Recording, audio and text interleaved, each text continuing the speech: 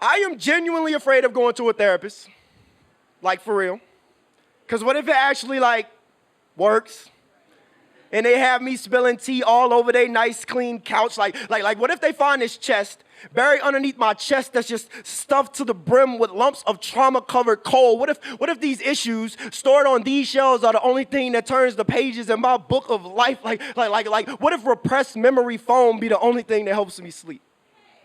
The only comfort that keeps the nightmares away. See, by now, I've grown attached to these levees that I've built between me and the outside world because they have held steady for decades. Pieced together from fragile fragments of manhood that I've scavenged from all the shattered pieces of my broken male influences. What if this doctor just comes in with their PhD in demolition and starts detonating dynamite at these already faltering foundations, flooding the foreground of my frontal lobe and bringing skeletons to the surface that I thought had long dissolved? I mean, after all this time of pushing this shit down so deep under so much pressure, it should be oil by now. I should be slick enough to just slide right through life, never having to tap into this reservoir, erupting through the surface, and covering everything with this thick black mayhem. Like what am I supposed to say to this stranger who has already heard every story that there is to be told, who is skilled at searching every closet for the bones barricaded between the walls, this stranger who I trust about as far as I can push them away, who just wants to play Jenga with my mental stability, tip over the tower attentively, and then take credit for building me back to heaven. This stranger who just wants to see the rust underneath this iron-plated armor and marvel at the triggers that make me a war machine. And yeah, I know,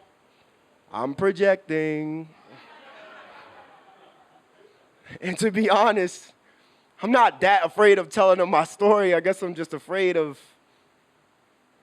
hearing it out loud, of being my own audience, afraid that once my lips reconstruct the traumas that now they can never be destroyed, I'd rather just suffer with them in the back of my mouth like a rotting tooth, because once you extract it, then it's out there, covered in blood and neglect for the world to witness the repressed repulsion that you've kept lodged in the back of your voice, where the words have to tiptoe around every day, careful not to track any dirty little secret footprints over your clean carpet tongue. That's why poetry has always been my therapist, which is to say that my PEN be my PhD, my couch be covered in construction paper and constructive criticism, my prescription be transcription, and my treatment is to try to take the right path, because I swear I can handle this myself. I swear I can handle this myself, but it be times when that first line just draws too much blood, and it reminds me that underneath this iron-plated armor is a war-torn tragedy and some wounds never quite closed, some slashes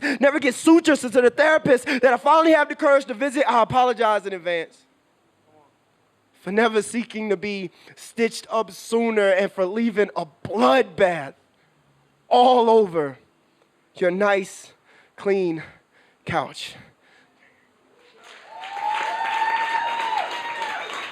Audience, what do you think of Z from Baltimore so far?